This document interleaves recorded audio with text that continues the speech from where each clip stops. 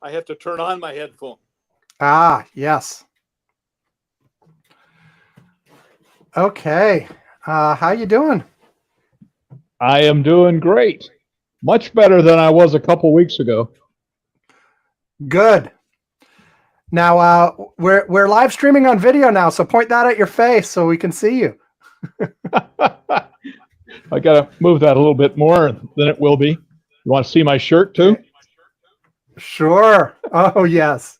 It may shock your regular participants.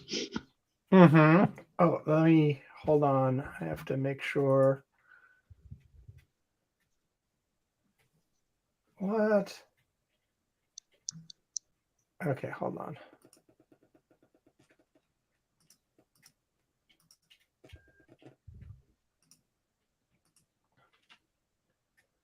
Yeah, hold on a minute. Yep.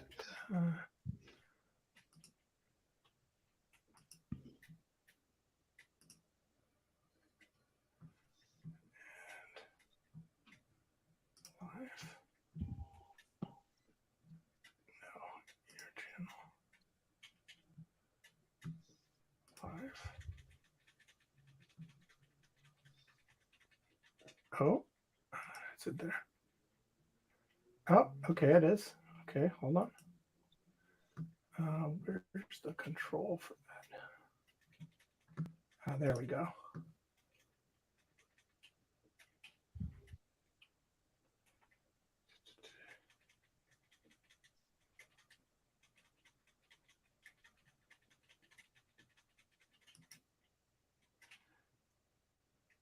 Sorry, I forgot one thing to do before starting. That's all right. I'm just relaxing.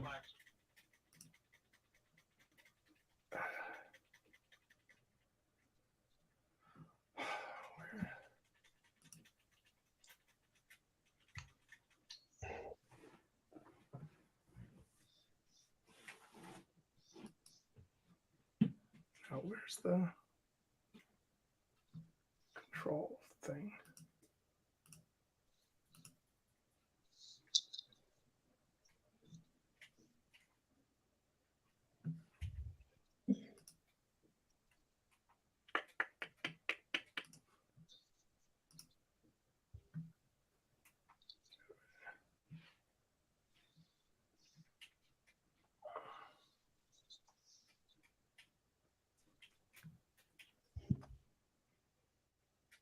I'm just trying to find something and I forgot where to go to get it.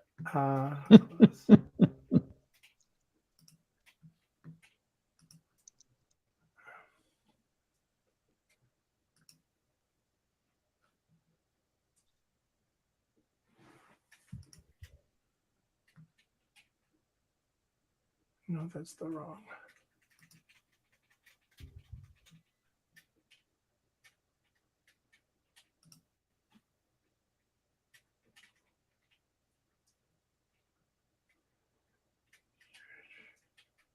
This is not.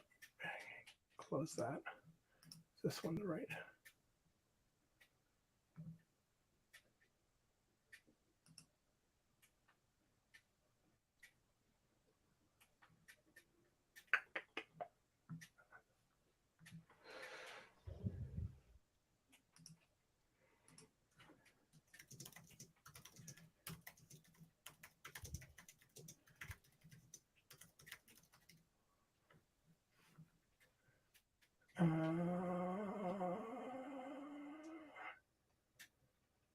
No idea. What?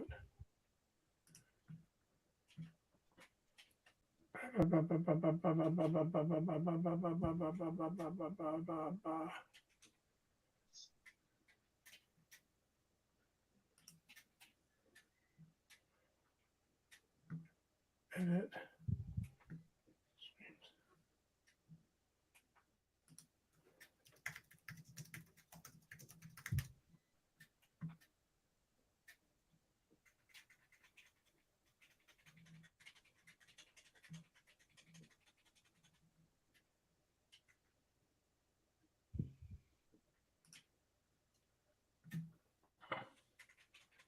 Sorry, just okay.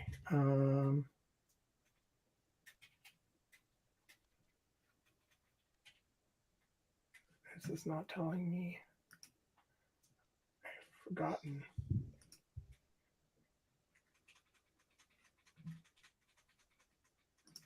Analytics.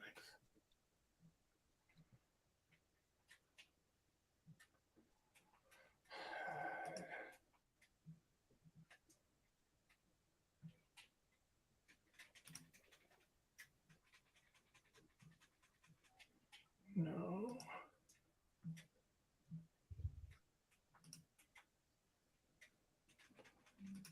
Apologies. I should have gotten all this sorted before you got here. I forgot I didn't.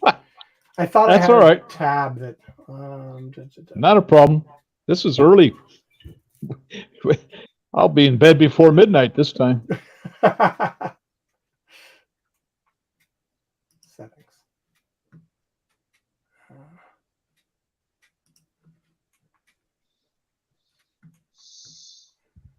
Alex, do you remember where the live streaming control page is?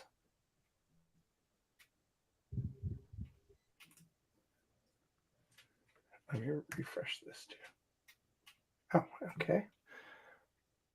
Nice. I'll say that. There we go.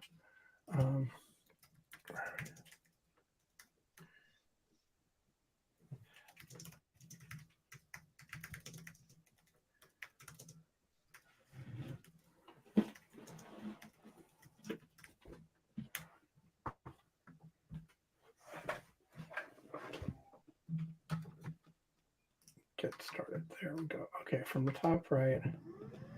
No, Alex. No. Stop.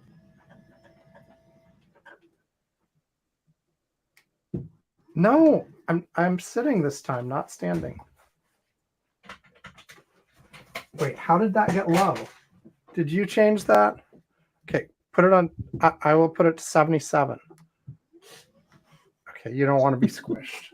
Okay. Dude, stop. I have it where it's comfortable for me. You sitting under there is your choice. You can duck.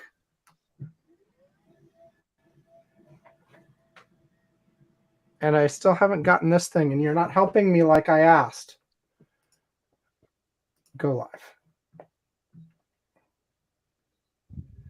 There we go. Let's see. And yeah, I'm finally at the right place. Okay. And get my notes up.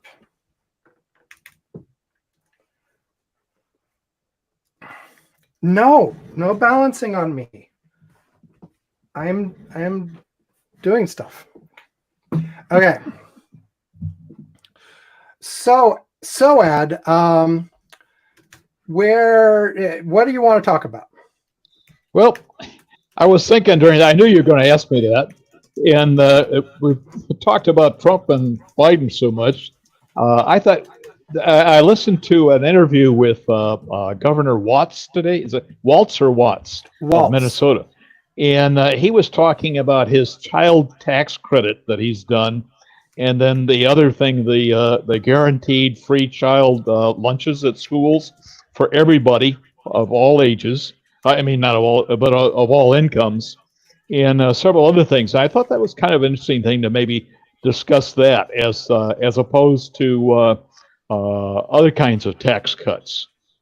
Okay, so you want to talk about Governor Waltz, but not as, oh my God, he might be one of the vice presidential contenders, but with some policy proposals. Yeah, no, specifically about he compared the child what is it, that child tax credit system that has been in action for quite a while, and the Republicans keep trying to cut down on, with what Mr. Vance wants, which is not at all clear to me, but he wants people to pay less tax if they have children. So it's sort of an insult people who don't have children, whereas Watts's program does pretty much the same thing, but doesn't insult anybody. Hey, one quick request. Can you move the microphone slightly further from your mouth? Oh, It's got a little buzzing. Okay, is that better? Talk for a few minutes. Okay, You let just me keep talk talking about- about what you want to talk. Okay, anyway. Okay, so we then got the Governor Walt's child tax credits is number Yeah. one. And What then the else? other thing I thought we might want to talk about tariffs again, because Trump keeps raising that as a means of rejuvenating our economy. And a lot of other people say, no, tariffs actually increase inflation, hurt local businesses, and several other bad things. So I thought we might just kind of rehash that again, since it's getting close to when those things are going to happen. Okay. And then the last thing I put down was we might want to talk a little bit about that prisoner exchange that occurred this week. Is my sound better now? A little bit. It's still got a little bit of a buzz to it, and I don't Huh. think it's me, but it's not bad. It's just like sometimes when you the louder parts of your speech have just a little bit of a buzz next to them, but it's okay. I'll talk a little softer. That might work. Yeah. Okay. So, okay. So, child tax credits, tariffs, and the prisoner exchange. Yeah. Yeah. Okay. I probably will want to do Harris polling. Yeah. Because it's kind of exciting. And maybe a little bit on the Veep stuff. Yeah. Sounds good. Of course, in my little notes, I spelled Veep stuff in a really weird way, but it's okay. Capital V, capital E, lowercase E, P, S, T, Y, F, F. Close enough. What does that mean? And anyway, okay. So, are we ready to go? I think I am. Okay. Let me quick note.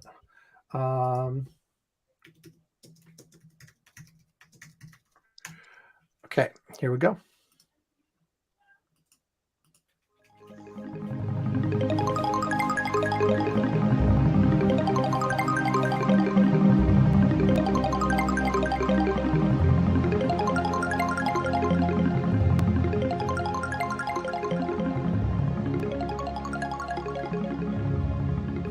Welcome to Curmudgeon's Corner for Saturday, August 3rd, 2024.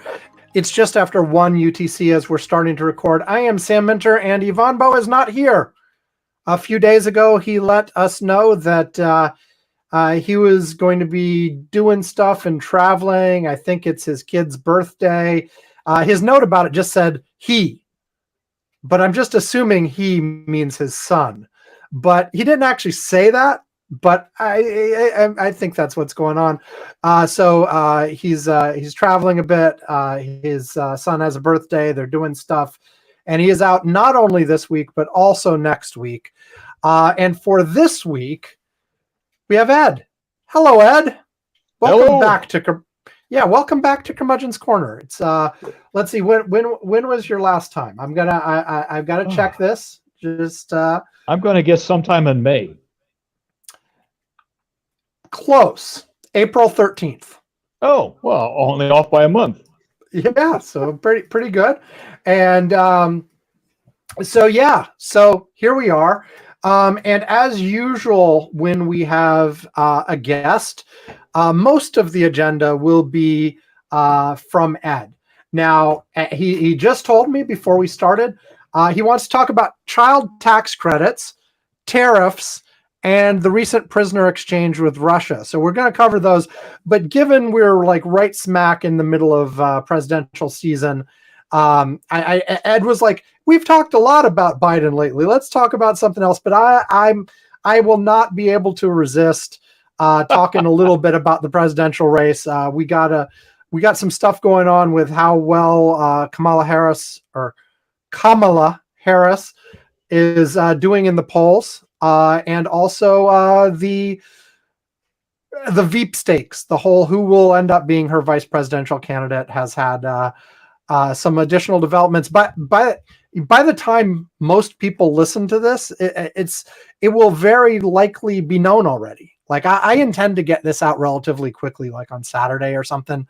But Harris has said she'll announce the vice president by Monday. So if you are not listening right on time, as soon as I get this out, you may already know. There are already rumors that it's already a done deal But anyway, Yep. we'll talk about that stuff.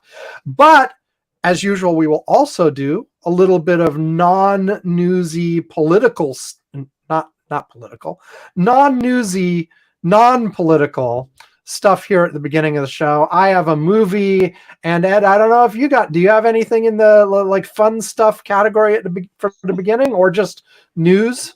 Not news, not things that aren't news, or at least the only not movie I've news. seen. Only movie I've seen lately was pretty bad. It was something called Long Legs, and advertised as a horror movie, and it was disturbing, I would say, more than horror. Okay. So the only other things happened since the last time I was on here. I had a fairly vigorous health scare, in which I developed a condition called pericarditis, in which the pericardium, the sac that surrounds your heart, becomes inflamed and it fills up with fluid and begins suppressing the heart, so your heart can't work very well.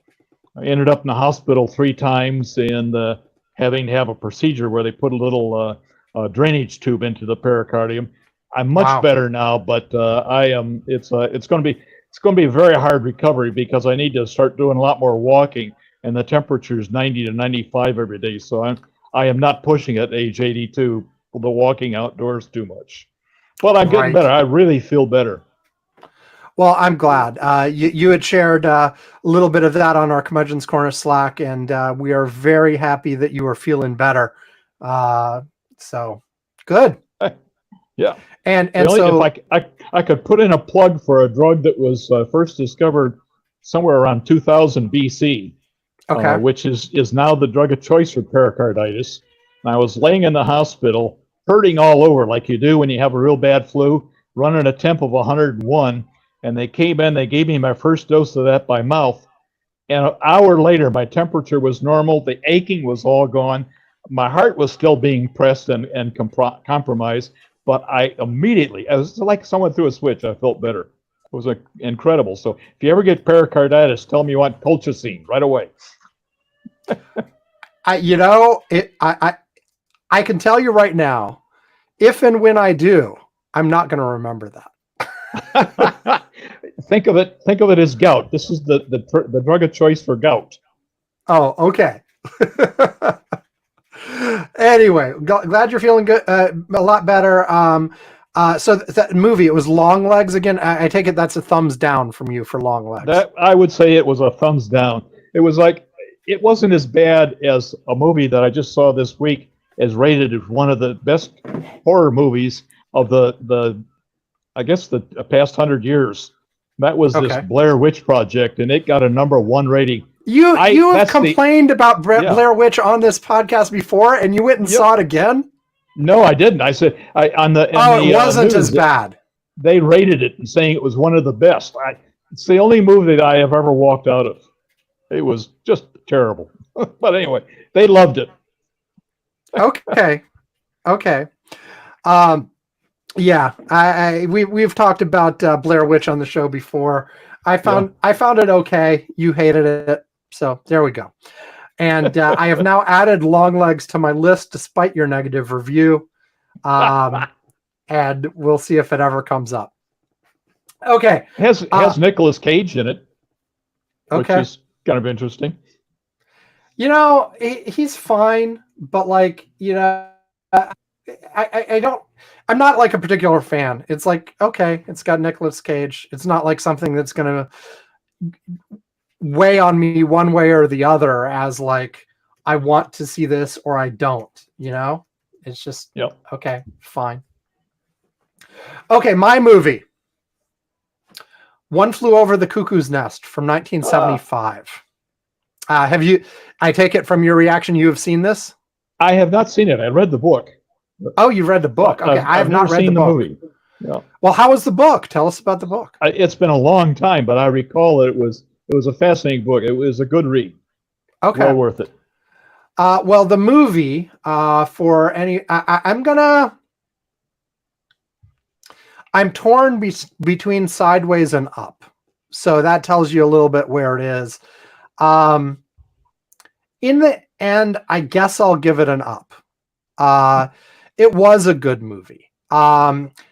Basically, for those who don't know the basic beats, it's about a criminal who pretends to be insane so that he can be transferred out of the prison where he was about to have to do hard labor into a mental ward.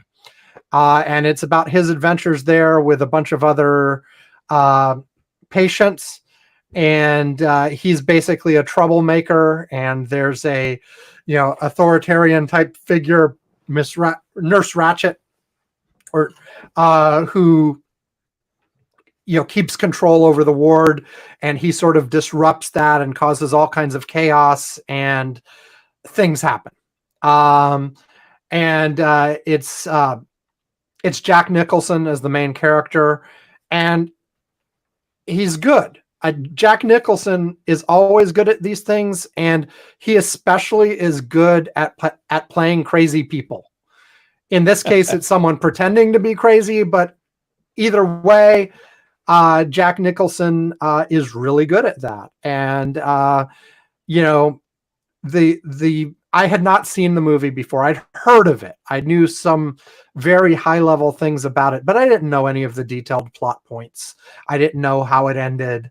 There are a few portions of it that are disturbing. The ending is disturbing. Without giving it away, the ending is disturbing. But it keeps your attention. It makes you think, and it's well done. It's really well done, and it won. It won all 5 major Academy Awards: Best Picture, Best Actor, Best Actress, Director, and Screenplay. And I was watching it because it was on the 100 movies list. Let's see, it was let's check for accuracy. Where was it on the list? One Flew Over the Cuckoo's Nest. In the 1998 version of the list, which is the one I'm using, it was number 20. It's apparently dropped to number 33 in their 2007 ranking. But good movie.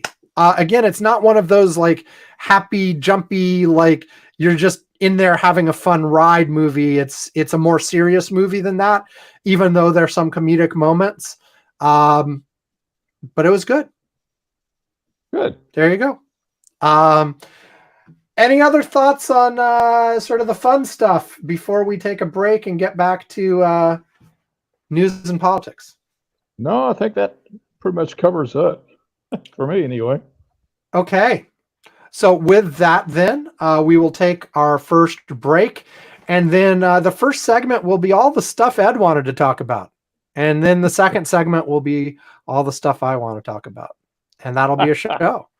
So here we go. And appropriately, well, not because we won't talk about till the next one. But the first break is the election graphs break. Here we go. Do you want to understand what is really going on with the presidential election cycle? Then go to electiongraphs.com right away. There you'll find charts and graphs covering the nomination processes in both parties and the general election race for electoral college votes. For the delegate races, we track not just delegate totals, but also the ever-important analysis of how each candidate has to do with the remaining delegates in order to actually win. For the Electoral College, we track state-by-state poll averages to categorize which states are actually in play and which are not, in order to show you the range of likely electoral results and how that changes over time. Sure, you can get some of this stuff elsewhere, but not in exactly the same way, and not from me, Sam, your prime curmudgeon. I think my election trackers are better than the rest, so come look at mine. electiongraphs.com. Okay, so we are back now, Ed. Let's start with the prisoner exchange stuff, and then we can end up with the tax credits because that'll transition right to the Veep stake stuff that I want to talk about. So we had the quote unquote biggest prisoner exchange with Russia since the Cold War. The U.S. and our Western allies let loose a bunch of Russian criminals of various sorts. That basically we're talking spies and assassins and folks like that. And the Russians released some a bunch of folks that the West describes them anyway as unjustly detained people, either on trumped up charges or really minor things that were blown up. But basically, journalists and businessmen, and on the Russian side, who were basically anti-Putin agitators within Russia. And that's the high level outline of the deal. Apparently they'd been working on this for a long, long time. And it finally came together this week, and the trade happened. So what do you want to add to that, Ed? Well, a couple of the interesting things, one of which is that this deal apparently was almost completed back in February, March range, and included the person that the assassin that was in prison in Germany was to be exchanged for Navalny. Right. And then Navalny suddenly died, and that sort of threw a monkey wrench in the whole thing. And most people expected that that it might not occur because that was a key to the whole exchange. What happened, and I can't know if this is absolutely true or not, but in the press, what I've seen reported is that Biden personally called the Chancellor of Germany and explained how important it was to get this trade done, and would he make the exchange even though he wasn't going to have Navalny free. And he is quoted as having said, "I would not have done that for anybody but Mr. Biden. I have that much respect for him." That sort of blew me away, considering everything we've been reading. The quote he apparently told Biden directly was, "I'll do it for you." Yeah. And what people have pointed out too is that, yeah, he said he'd do it for him, as in Joe Biden, but also all of these deals, because like it wasn't just Germany, Slovenia, and I forget which other countries, but there were like 3 or 4 countries that ended up giving up prisoners, who were all people that they legitimately had in custody. In some cases were convicted on very serious items, and they wanted to keep them in jail. And those countries were not necessarily getting something out of this exchange themselves. And so people have pointed out this is part of having long-term alliances and friendly relations with other countries that aren't just transactional on a case-by-case basis. Right. So it's not just, hey, Germany, do this for us and you'll get this. It's, hey, Germany, we have a long-term good relationship. Please do this for us. I'm sure someday down the line, something else will come up, but we can't promise you anything right now. That's not part of the deal. It's just like, hey, can you help out? And the answer in this case was yes. Another thing to point out is on Slovenia specifically. Apparently, Biden was on the phone with the Prime Minister of Slovenia working this deal 1 hour before his announcement that he was dropping out of the race. So like even like right up into the run up of like, I'm dropping out because I can't apparently be an effective person running for president right now. He was doing the job of president and doing it effectively right through then and right through now. And of course, you know, we've talked over and over again, you know, there are differences between what you need to be president and what you need to run for president. And you've got a team behind you. And even if he was doing a great job, he was doing horribly in the polls and wasn't showing that he could do that. But, you know, hey, it's just credit to him that he was doing that right on the same day he was making that big announcement. Absolutely. So. He could have just said, "Well, screw all of you. I'm going to go home and pout." Instead, he's still doing his job. Right. And so, you know, with this deal, it was big. They exchanged a lot of people. Apparently, one of the Russian dissidents who was released was like, "Thank you, but no, thank you." Really, like, I actually, I didn't. I wouldn't have accepted a deal where part of the deal was I had to be exiled from Russia, which is what happened here. He's now in the West somewhere, and he's like, I do intend to go back. Um, and that's the same as like Navalny. He went back. He went back knowing he would probably be jailed. And he did it anyway because part of it was like, to be an effective dissident, I have to be there. I can't be doing it from the UK or Germany or somewhere. Yeah, yeah.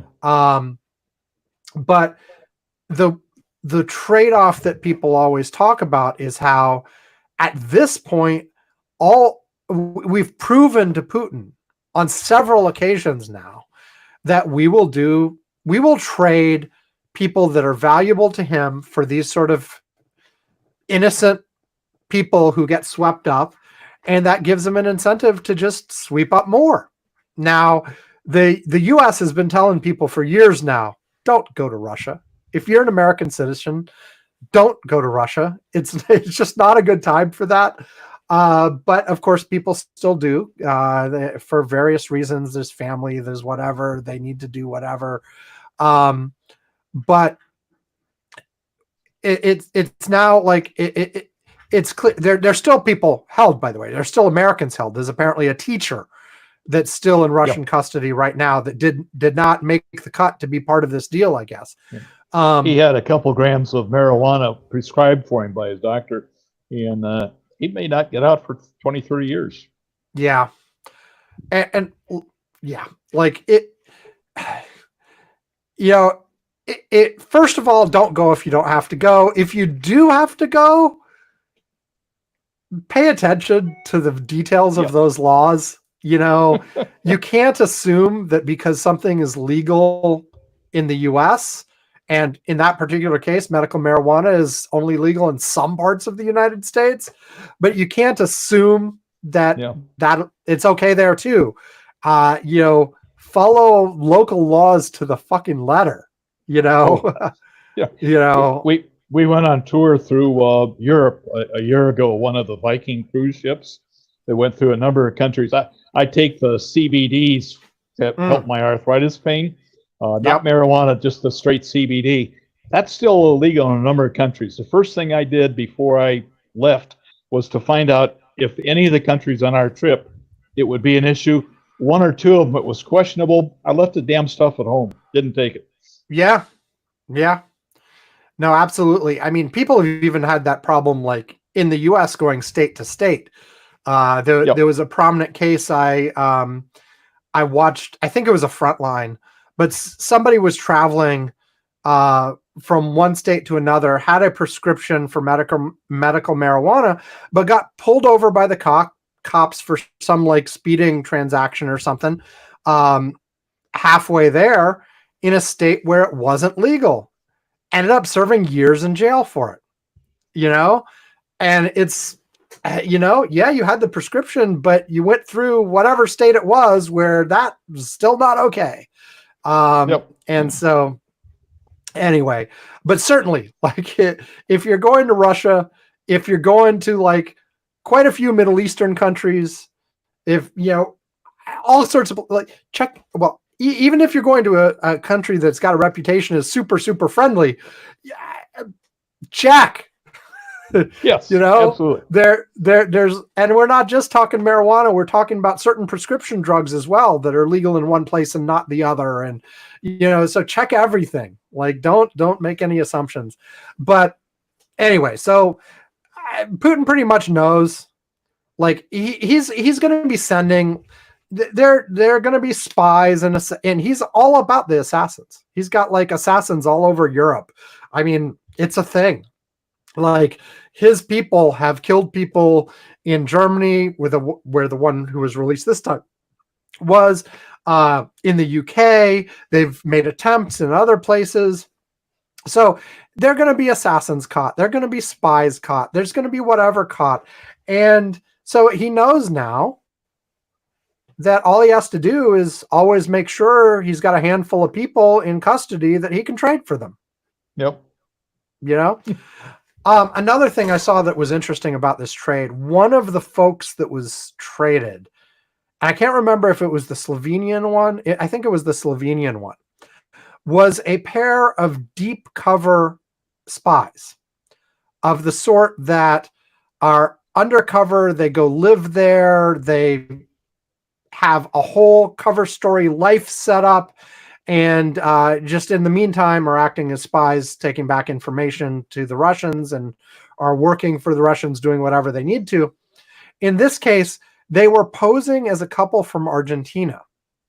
Oh. And they had two kids, an 8-year-old and a 9-year-old, who had no freaking clue. As far as they knew, they were from Argentina. They did not know Russian. They only knew Spanish, and probably some Slovenian, since they were living in Slovenia. And they were told about all this once they were on the plane to Russia to be greeted by Vladimir Putin. And like, I feel sorry for those kids. I mean, like, if they didn't already have trust issues, you know, you find out your whole life has been a lie. Your parents aren't who you thought they were. And yeah, boom. I mean, I saw a couple of the pictures. They looked absolutely shell-shocked. And I guess their parents had been picked up and arrested anyway. So they may have had some inkling before this, because presumably they were doing something else. But the kids were part of the trade too. Even though, yeah, I don't think the kids were in jail. But, yeah. Not good. I just, that's screwed up. I mean, I know it's done and it's part of the deep cover. They were a family. They had kids. It made them seem more trustworthy, I guess. I don't know, but like, yeah, anyway. So any more about the grand trade? No, I think that I just thought it was worthwhile mentioning. The only thing from the right side came that Mr. Vance announced that it never would have occurred, except that Putin is afraid of Trump and wanted it done before Trump got in office. Oh, yeah. Well, the other thing was Biden's mic drop on this when he held a press conference about this trade and was told that, you know, Trump was like, I could get these people out overnight. Yeah. Biden says, well, then why didn't you do it when you were president? And then walks out of the room. Yep. So anyway, okay, next up, you want to talk policy. Like, so first, tariffs. You've talked about tariffs before here. Donald Trump loves tariffs. So what's the deal with tariffs? What do you want to... Yeah, it's probably nothing much new. It's just that it's a significant difference of opinion on the two sides. Actually not just Trump, but an awful lot of the people in the MAGAverse believe that tariffs are the way to protect our industry. And the only thing that obviously, you know, Biden did not cut back on all the tariffs that Trump put in. He cut back on a number of them. But industry, for the first time in 3 decades at least, has been expanding quite a bit, and it did it after the infrastructure bill and the other bill that encouraged investment, federal dollar investments in various factories and businesses. One of those just came online, I think, here in Pennsylvania, that's going to employ several hundred people. I remember what it was. I saw it in the news earlier this week, comment that the factory is now hiring and going into operation. That has a hell of an impact, whereas tariffs, all the tariff does is raise our cost. It doesn't affect the exporters from the other countries at all. It might slow down their sales, but it doesn't affect them. In theory, that's the whole notion of tariffs. Like, and look, I think it's stupid, but let me say what the way it's supposed to operate is: you make the foreign goods so expensive that Americans won't buy them.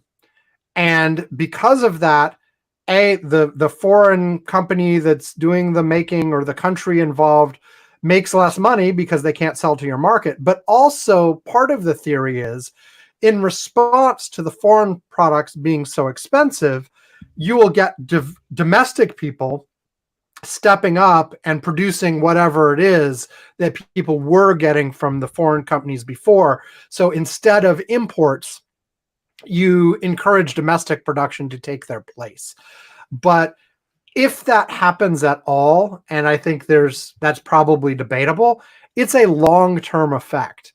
Like if you right now just closed the door and said we can't get anything from China anymore, which is effectively what raising the tariffs. I mean, you make the price higher, but if you make it high enough, you effectively price them out of the market. Like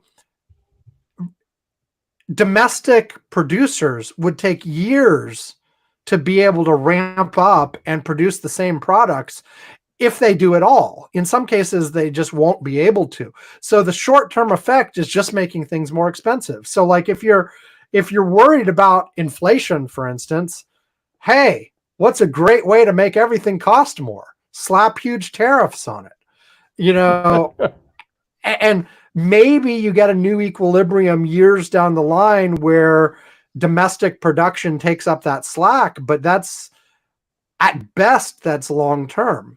And so, and you keep whenever Donald Trump talks about it, he talks about how, we added the tariffs and the Chinese had to pay, blah, blah, blah. No, that's not who pays the tariff. The customer pays the it. customer pays the tariff. Or the businesses that sell the stuff pay it, one or the other. Right. Not right. The others don't. Anyway, it's a excuse me, got something in my throat. Long term, it's just another example of how you make inflation worse and punish people and say a lot of the things that we import we don't even make. So you're right. Not only would it be a long time, there would be a shortage, which means when there's a shortage of a product that people want, what happens to the price? With or without a tariff, it goes up. Right. So look, this is just another example of Donald Trump has no idea what he's talking about almost ever in terms of real policy things, in terms of thinking it through. Like, look, there are some people who will make actual arguments in favor of tariffs. They may be wrong, but they understand it and make an argument around it, sort of like the one I just made. Donald Trump isn't even there. Like, he just thinks, tariffs are a way to punish the other country, and it sounds good, and I can make it sound good. What it actually does, how it actually works, this is not part of his thought process at all. I don't think he even cares, because I'm sure people have told him that's not how tariffs work over and over and over again. Yep. He doesn't care. That's just not the point. In his world, there are winners and losers, and there isn't any negotiation where everybody wins. There's winners and losers, and he considers, gee, if I charge a $5,000 tariff on every car they import, then our government will get an extra $5,000. Right. And that makes me a winner. Okay, so your last item. You had mentioned that Governor Tim Walz, W-A-L-Z is how you spell it, who's reportedly one of the finalists to potentially be Kamala Harris's running mate, had some policy proposals that you thought were interesting. He was being interviewed or something, probably in relationship to the VP thing, and he talked about policy a little bit. So this was it was a podcast I listened. When I go on hikes, I put my earphones on and I listen to podcasts, including Curmudgeon Corner. But on the podcast, it was one of I think it was a New York Times podcast. I'm not sure. They were interviewing him about a number of things, including his life and that sort of stuff. I'm sure it had to do with the vice presidency, but really they weren't talking. They were talking about how did you become, interested in politics. He used to be a teacher, and he said, "Well, I thought I could fix things, and so I ran, and I won in this very red district, and then I won. Yeah, I think he was 3 or 4 terms in the state house, and then he ran for governor." And as governor, he's done a number of things. One thing he did, for instance, he put through that the schools would provide free school lunches for all students, regardless of their income level or anything. The kids go to school, they get fed out a nutritious lunch. The other thing he did is there's the child tax credit program that's been a federal one for a number of years, but recently it's been cut back a little bit. In Minnesota, apparently, he made that more effective, expanded it, and has really defended it very strongly.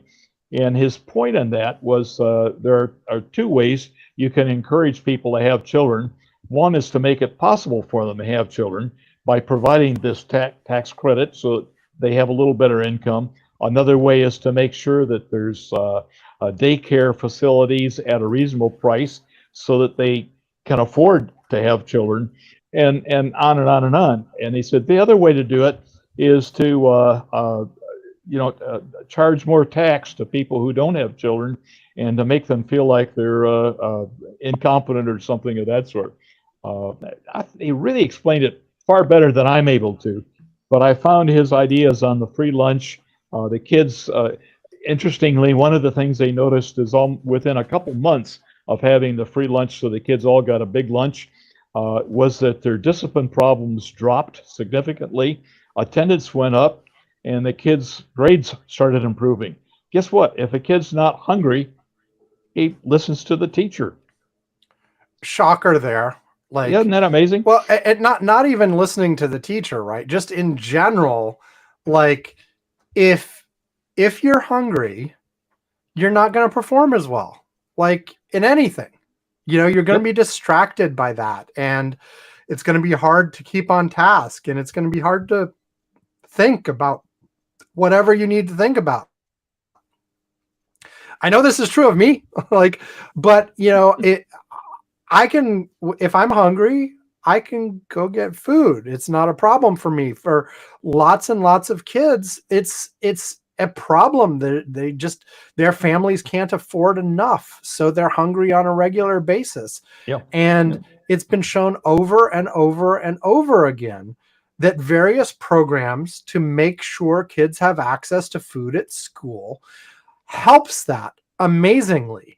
And there's some questions on the methodology, right? Like there are these ones that, the subsidized lunch where you have to sort of identify yourself and ask for it, and you have a special card or something, and you stand out from the other kids as, oh, they're the ones that needs the free lunch, or the free breakfast or whatever.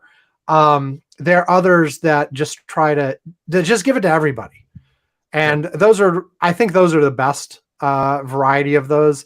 Because even the ones that have they give you lunch, but you run a tab, and then you hear these stories about how their kids with unpaid lunch bills and their various things that people you hear stories of the generous person from the community went in and paid the overdue lunch bills for all the kids or whatever. And it's like, come on, do you really have to structure something so that's even necessary? Come on, just include it. Include it in what is funded as part of going to school. You get your breakfast, you get your lunch, you get some snacks, whatever, I don't know. But yeah. So we don't make them pay for their textbooks in grade school either, do we? We give them free textbooks. Usually, yes. Yeah. So anyway, I really enjoyed listening to him, and he seemed, without accusing anybody or saying anything negative about anybody, said this is why this works, this is why that doesn't work, and it was a pleasant thing. It was a politician who sounded like someone I'd like to sit down and have a beer with. The Obama technique, huh? Okay. So, given that, I'm going to transition.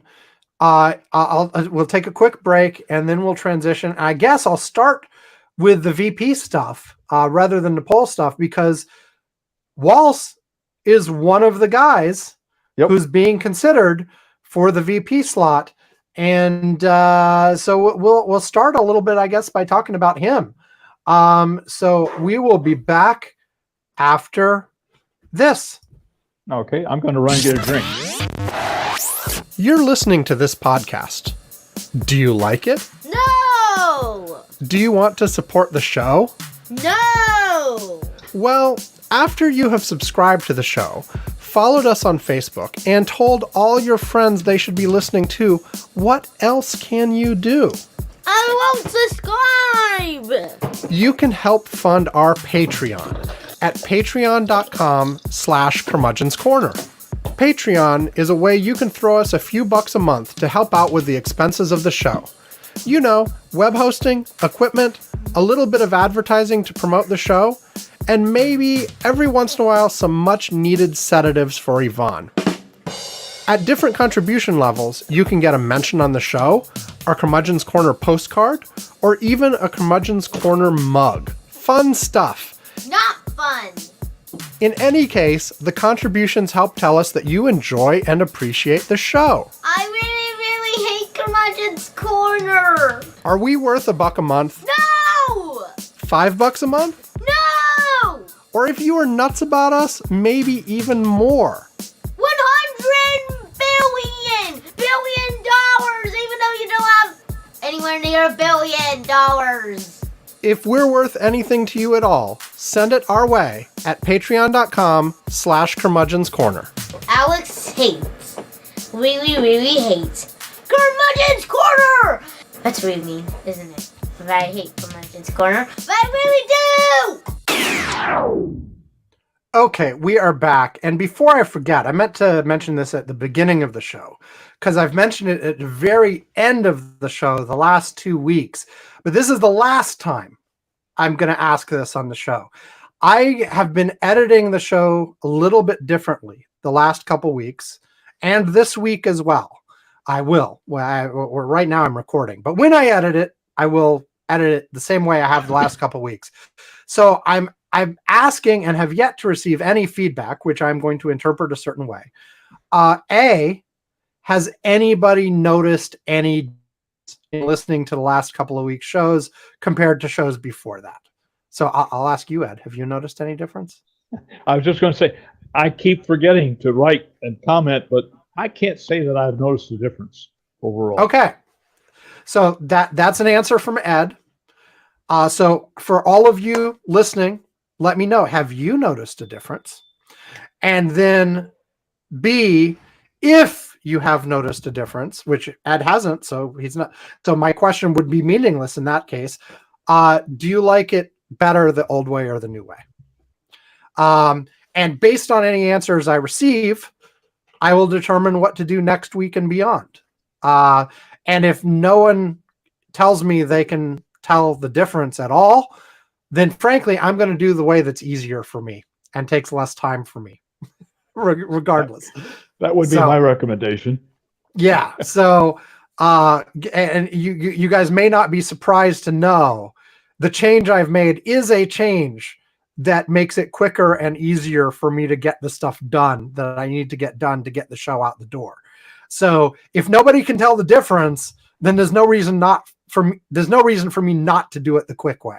So there you go. Now, if people were like, yes, Sam, I can tell the difference, and it sucks now. It was good before, and now it sucks.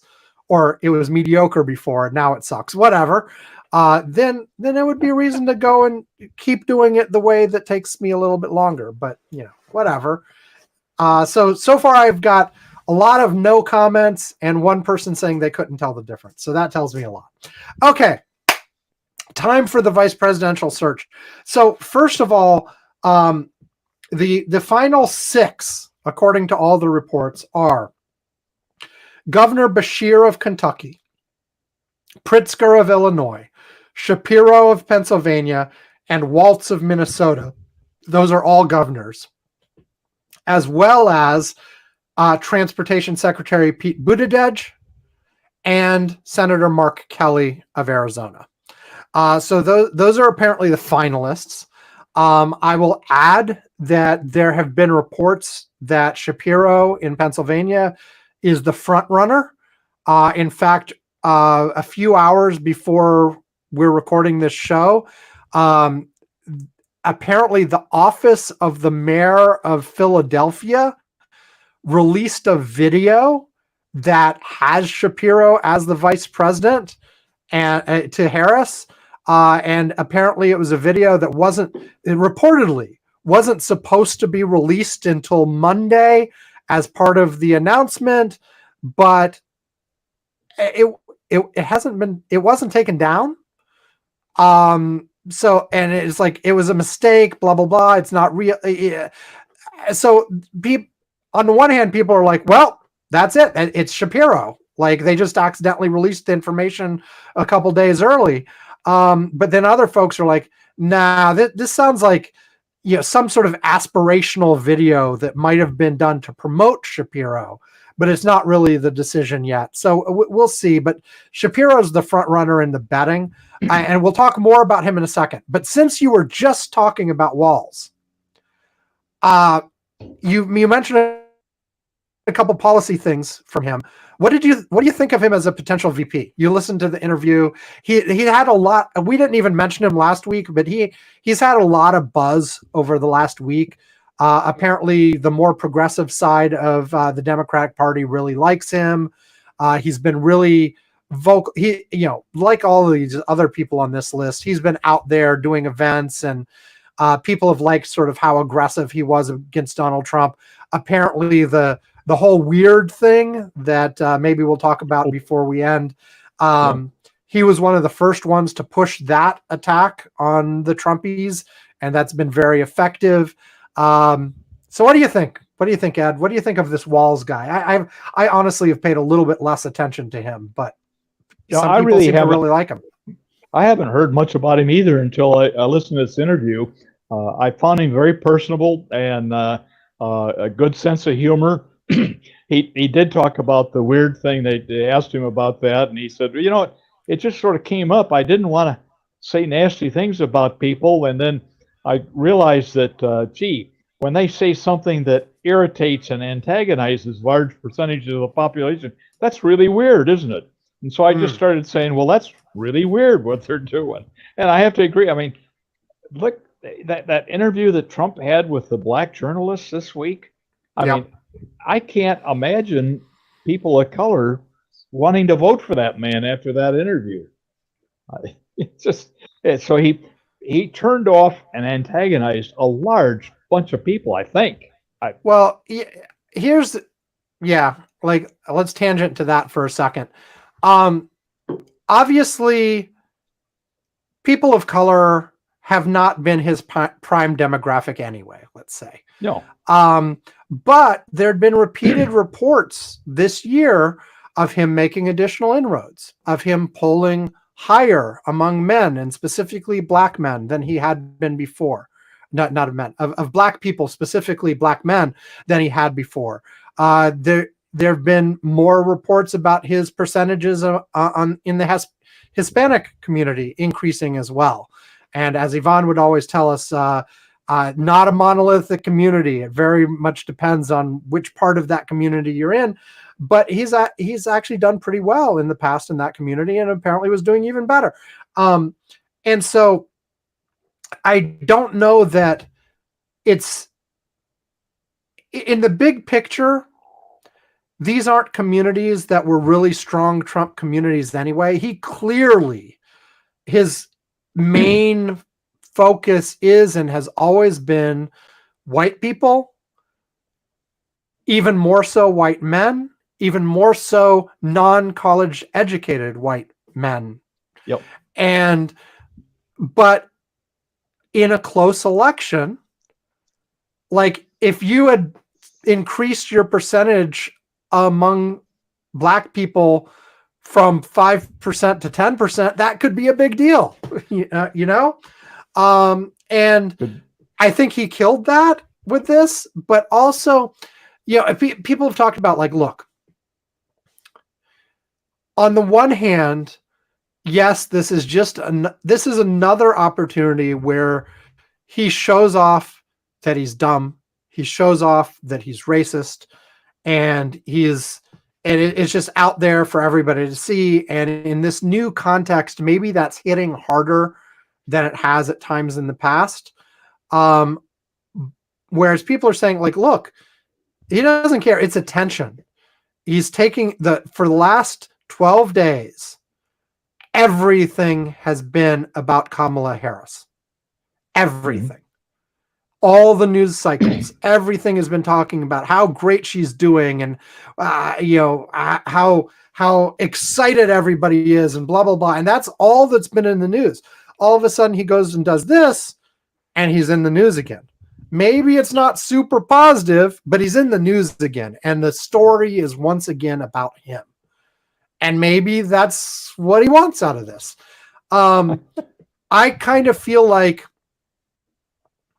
this is an age-old debate we've had before. Is Trump being like super savvy politically and playing 12-dimensional chess? I don't think he is. I think he's got a certain set of instincts, and he goes by those instincts, and sometimes they serve him well and sometimes they don't. But I don't think there's a lot of deep thought behind it. I'm not sure he's capable of it, but that's just me. And, we'll get back to the VPs in a second, I promise. But like, since we're on weird now, the weird thing has really been hitting in a way that other attacks haven't. And when you start to think about it, I'm like, okay, look, they've talked about Donald Trump as dangerous. Well, lots of people like that. That's why they like it. He's dangerous. That's a good thing. Like, yep. He'll piss off the liberals. He'll break down the status quo. He'll do things. Dangerous is good. We want dangerous. There's a group that feels that way. If you talk about him being racist, there's a whole bunch of people who like that. That's why they vote for the man. Same thing if you talk misogyny. Well, he's a real man. There are people who like that and make that a positive thing. All of these attacks, or he's scary. Well, good. He should scare the damn liberals. That's why we want him. All of these things that have been sort of common attacks on Donald Trump before, that A, they take him seriously, and B, are calling out things that are horrific to the left side of the spectrum, but are actually appealing to a huge portion of Donald Trump's base. I think the weird thing is different, because the weird thing is not something, at least so far, maybe they'll co-opt it, but the weird thing is something that makes them feel deeply uncomfortable, because part of the whole psyche of the American right at the moment is that they represent real America. They represent what is good and true and great about America.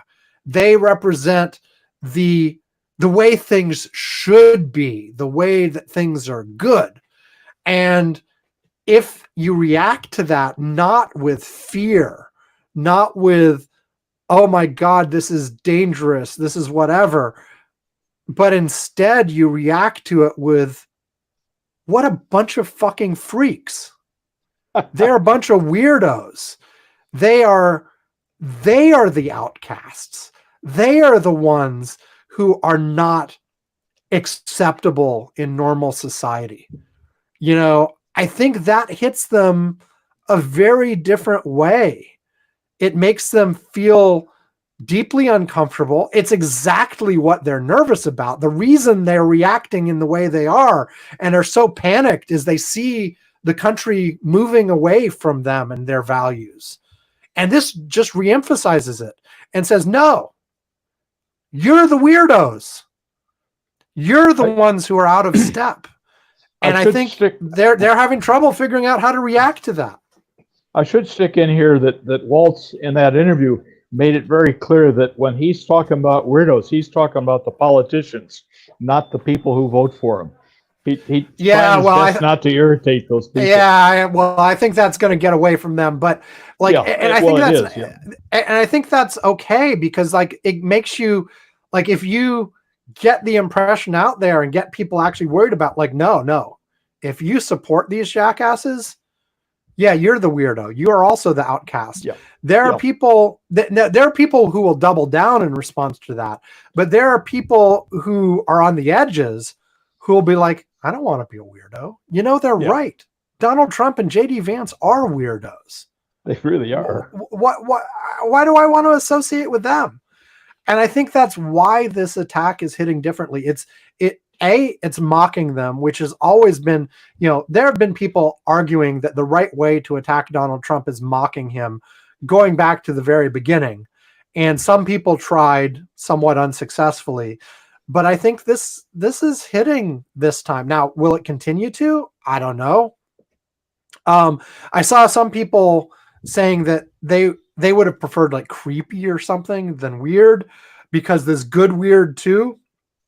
And I've seen a number of good responses to that. That basically one is like, look, one person said, look, this is feminine coded. If we just say weird, we are talking creepy. If we're talking about sort of the cute, lovable geek, that's good weird. That's different. And we would say good weird. I saw someone else, and I'm sorry I don't have quotes for who said these things. They're just random things I saw on Mastodon and such. Someone else who said, look, if you are told you are weird and you respond with, awesome, yes, absolutely, I am, that's great, I try to be, then that's good weird. And you're not who this is aimed at. Part of the whole issue here is these are the type of people who, when they're called weird, get all upset about it and all triggered by it. And that's bad weird. And that's what we're talking about here. And the fact that these folks are seemingly look, the whole Trump campaign and Vance and everybody associated with it have been completely and totally thrown off their game by Kamala Harris. I'm trying really hard. I'm sorry. You listen to Trump too much, you're copying his pronunciation, and his is deliberate. Yeah. Well, in any case, they've been thrown off. They don't know how to deal with someone younger. They don't know how to deal with a woman. They don't know how to deal with a black woman. They don't know how to deal with being mocked and ridiculed and called out. All of these are things that Biden never succeeded in doing. He made a couple of attempts, but he never was able to do this in the way that the Harris campaign is doing this now, including the circle of the vice presidential candidates who are all doing this kind of thing at this point. And they're reeling right now. They don't know how to deal with it. We'll talk polls in a minute. Trump has been falling in the polls for the last 12 days, dramatically. And will they figure it out before November? Maybe.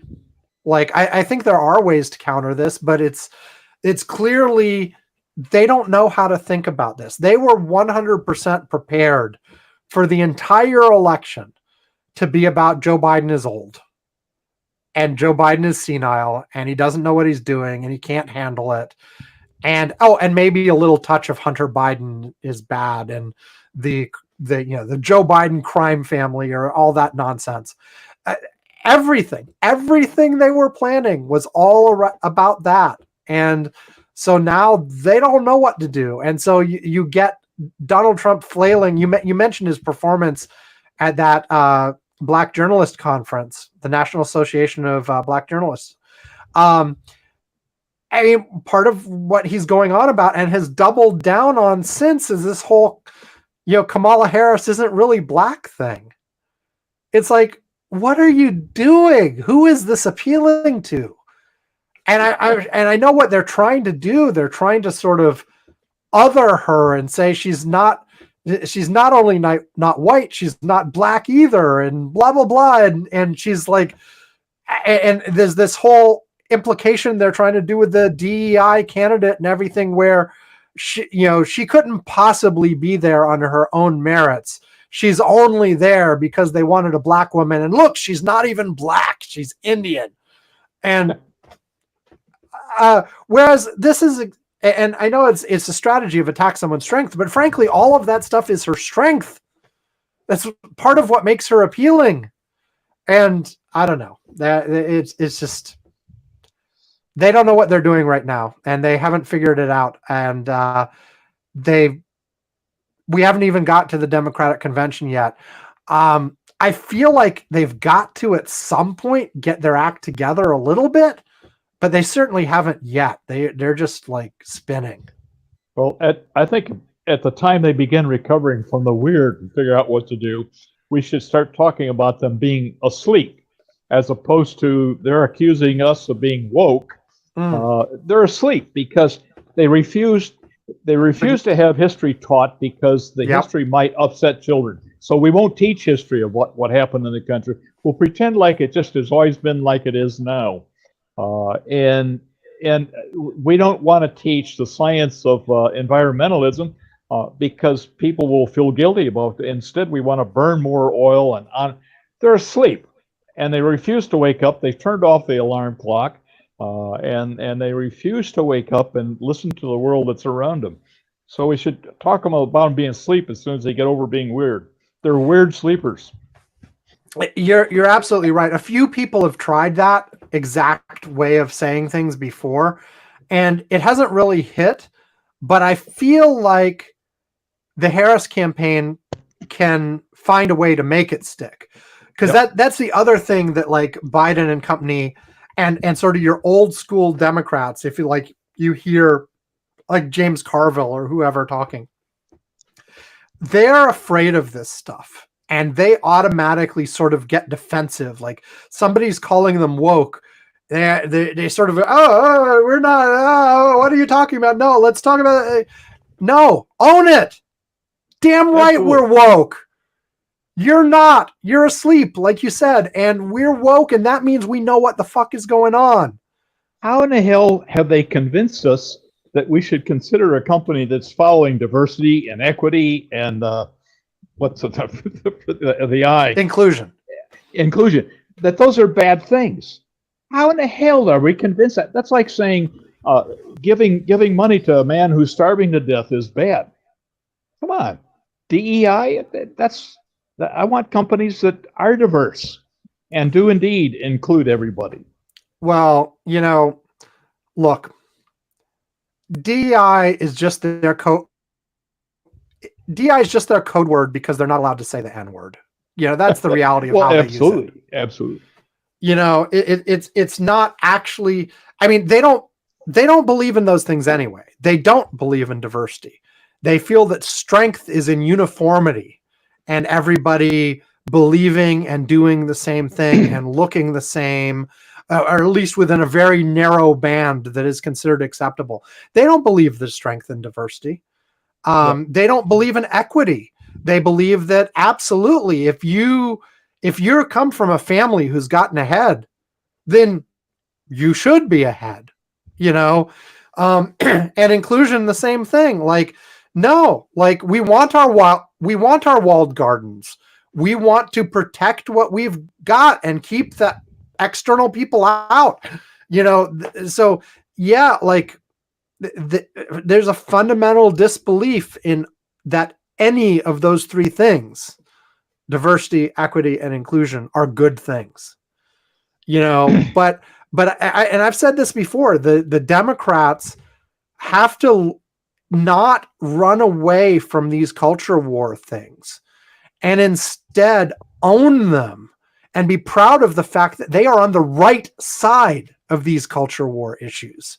Yep. Like, and don't try to like downplay them or run away or, let's talk about the economy instead. No, the culture war is the major defining aspect of modern politics, and own it, defend it, be proud of it, be aggressive, make it their liability that they want to pull everybody back 50 years, 100 years, whatever, to a world that doesn't exist anymore and shouldn't exist anymore because it was bad, you know? Absolutely. Yep.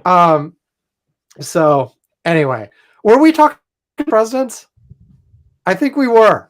So Yes, we were talking about vice presidents, other than Waltz. other I than like Waltz. I like Okay. Waltz. I like all of these. Any of the people on that list would be fine by me. I think they're all excellent people. So let me talk. I don't really have much to say about Bashir. I mean, I don't have much to say about Pritzker. I really haven't spent a lot of time thinking about either of them or researching them or knowing them. I know they're each contenders. The three that remain that we haven't talked about are Shapiro, Buttigieg, and Kelly. Is Whitmer clear out of the running? Because Whitmer took herself out of the running. That's right. Yes. Okay, yeah. Because she's and also excellent. So did Cooper from New York. Whitmer took herself out. There wasn't a lot of talk about why. Cooper from North Carolina. Cooper from North Carolina pulled himself out specifically because he said, look, I've got a lieutenant governor who is an absolute wacko, right winger. And the way the law works in North Carolina, if I leave the state, he's in charge. And so I would have to leave the state to campaign. And I don't want to give this guy the opportunity to screw things up in North Carolina while I'm gone. Yeah. So I think it's a guy. I should look up his lieutenant governor. But anyway, they're apparently somebody he's worried about. Yeah.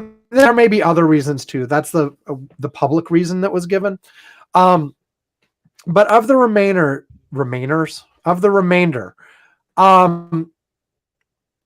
let's talk Shapiro first. Let me start with your impression. You're in Pennsylvania, right? Absolutely. So you know probably more about Shapiro than I do. There've been a couple things in the news in the last day or two that I'll want to bring up. But like, what's your general impression of the guy? Do you advocate his choice? Absolutely. He was the attorney general here for a number of years. Interesting. I think he was the district attorney here in Bucks County, where I live, before I moved here. But then he was the attorney general in the state, and then when the previous governor retired and went out of office, Shapiro ran, and the Republicans put up, I can't remember his name, but a guy who polled, I think he ended up polling around 35-40% of the vote. Shapiro was very popular here. The people in Pennsylvania, for the most part, really like him. He's done good things. He's fairly honest. He's open. He doesn't take a whole lot of crap. Something bad came out this week. They talked about some sort of an investigation in the past on one of his staff, so about some sexual abuse that he supposedly quashed. I don't know. I don't know if it's true, not true. It's not a good thing to have done if he did it, but I don't know that it's a deal breaker. The two things that have come up, that is one of them, is that he has been accused in the last few days of, like you said, quashing that investigation. And basically, the person who was accused was a member of his staff who was also a friend of his, and he kind of made the allegations go away, and not in a way that was the most friendly to the woman involved. And so people are saying that basically, look, this day and age, appropriate, that should be a disqualifier. Please don't pick him. The other thing that has been said over and over again about him is that of all of these VP contenders, he is the most strongly pro-Israel and has said things in the past that can be interpreted as actually anti-Palestinian. And he served apparently in the IDF as a volunteer in Israel at one point. I saw something like that. He was not he served on one of the farms. He was not in the IDF at any time. Okay, but he apparently, But he was there. Yeah. he appeared. I guess he wasn't called up or whatever, but he wanted to. But in any case, a lot of folks, especially on the more progressive side, the more Palestinian-friendly side of the Democratic coalition, are really, really uncomfortable with the degree of support he has given the Netanyahu government over the last few months since October. Basically, still at the 100% back them up. They're going to do what they have to do, rather than acknowledging some of the problematic aspects, to say the least, of how they have approached the situation since October. Yeah. Now, people will say, well, look, he's talking vice president. Like, he's going to follow the policies of the presidential candidate regardless. And on the one hand, yes. But of course, the whole point of a vice president is to become president if something happens to the actual president. Yep. And so, like, their policy preferences do potentially matter because they may end up being president. Now, maybe you think about that a little bit less with Kamala Harris as the president versus Joe Biden as the president, just because of her age. But you never know. I mean, we saw the attempt on Trump just a couple weeks ago. Something could happen. Always. There could be an assassination. There could be an accident. You could have a health scare even on a younger person. Yeah. You never know. And so, yes, that does matter. And I think the thing to me is, like, I'm not with the most rabid anti-Israel portions of the Democratic coalition, but I'm also not with the most pro-Israel elements of the Democratic coalition. I feel like this is an area where you need to, acknowledge that there's been evil done on both sides, and you try to figure that out, and you try to, try to push for a different approach in terms of what's going on there. And Shapiro maybe not in that spot, but even if I had no concerns about Shapiro's position myself at all, he is the only one of these six where I've heard people saying outright that if she picks Shapiro, it's a problem for me. Yeah.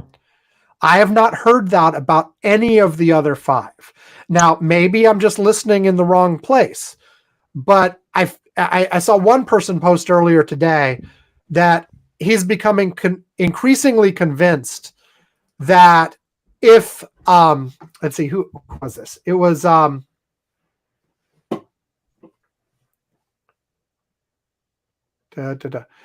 it was Dan Gilmore on Mastodon.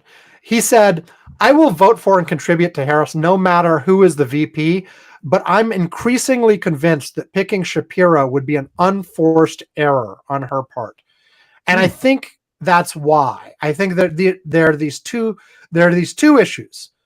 One, his stance on the Middle East is disturbing to a significant chunk of the Democratic coalition. And two, whatever this thing is with the sexual harassment stuff just does not look great. Now, who knows? Something may come up with one of the other candidates that's equally bad. We don't know. On the flip side of these negative concerns, Pennsylvania. He's really popular in Pennsylvania. You said you like him. From everything I've heard from polling and other things, just in general, he's well liked. He runs ahead of where Joe Biden was in polls. He is more well loved in Pennsylvania than your quote unquote average Democrat. And Pennsylvania is absolutely, like, the paths to victory in this election run through Pennsylvania. Can you imagine ways to win without Pennsylvania? Sure. But all of the really likely ways to win involve Pennsylvania. You need Pennsylvania. Now, the latest polling, and I'll get to polling in a second in the end, but Harris has pulled ahead in the poll average in Pennsylvania. So maybe she could get Pennsylvania without him. But she's just barely ahead in Pennsylvania. So it's not like it's a secure lead there. And so if Shapiro brings Pennsylvania reliably, maybe that's a good bet. The other thing that's been said is Harris has apparently known this guy for almost 20 years. Yeah. She's got a relationship with him. She knows him. She's worked with him before. And that's potentially important in picking a vice president. And of course, we've got these rumors that she's actually already picked him, and it leaked out early, but that's what it's going to be. So, like, interesting. We'll see. The most recent rumor I heard that was not him, and I'm trying to remember who it was now. Probably Kelly. Yeah, that's right. It was Kelly. I just heard that like an hour or two ago. They were saying that they're quite certain it's going to be Kelly. I don't think any of us really know.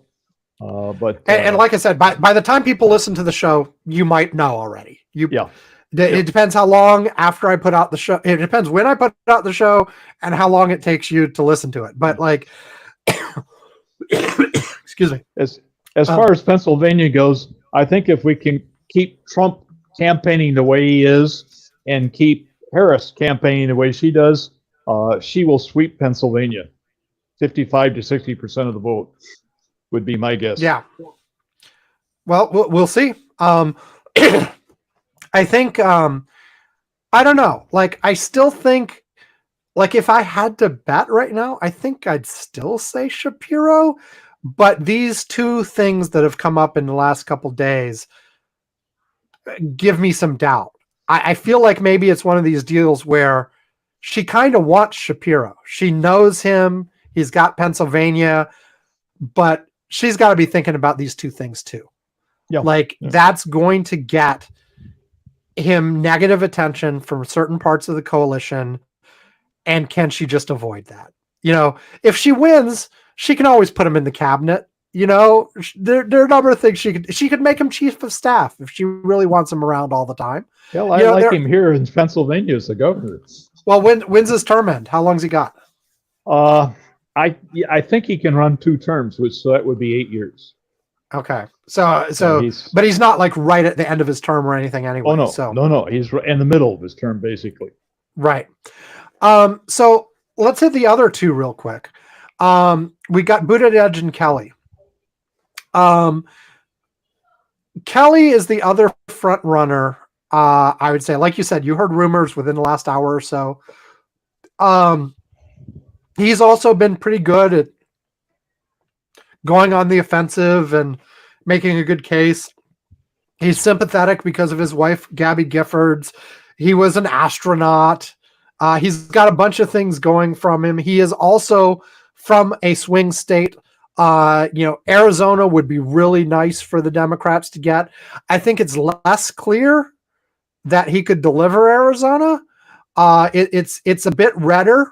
Like Pennsylvania is like prototypical purple at this point. Arizona's a bit more red, but trending blue. Could he bring Arizona over the edge? Maybe, maybe not. I'm not sure.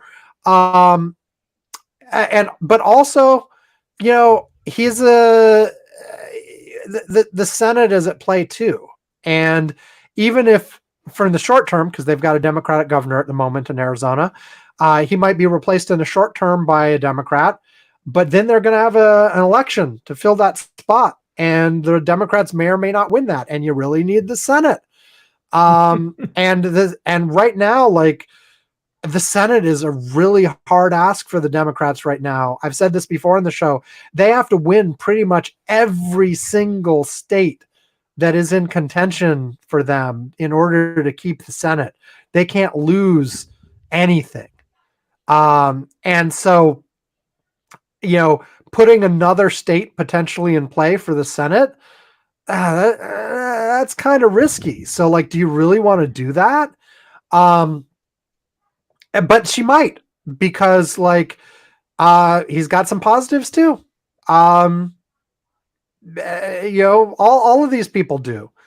Finally, Buttigieg, as far as I can see, like, there's the risk of like, okay, are there some swing voters who will be like, I don't want a gay guy, and there might be. I wish that wasn't even a part of the conversation, but it still is, unfortunately. And but I don't know that you can. I don't know if you're afraid from that. At some point, you just have to like do it anyway. But the time to do it anyway is when you got a nice, healthy lead and can spare a few points. Yep. Like if you're right on the edge, and right now we're right on the edge, then maybe it's best to not do the risky thing. On the plus side for Buttigieg, he is really, really good at like taking it to conservatives and tearing their cases apart. Like one of the things he's well known for is he is one of the few people in the administration that regularly goes on Fox News. And they bring him on Fox News every time, even though every time he goes on Fox News, he makes a really damn good case. And the people interviewing him are often left sort of speechless of like, because like whatever they said, he turned it right around on them and ripped it apart and comes off looking good in front of the Fox News people who usually don't even see those arguments. He's very fast on his feet. Yeah. Very fast on his feet. He can react in real time. He performs well in interviews. And again, sort of to lean in on the culture war thing. Yeah, he's a gay guy. He's a gay guy with kids.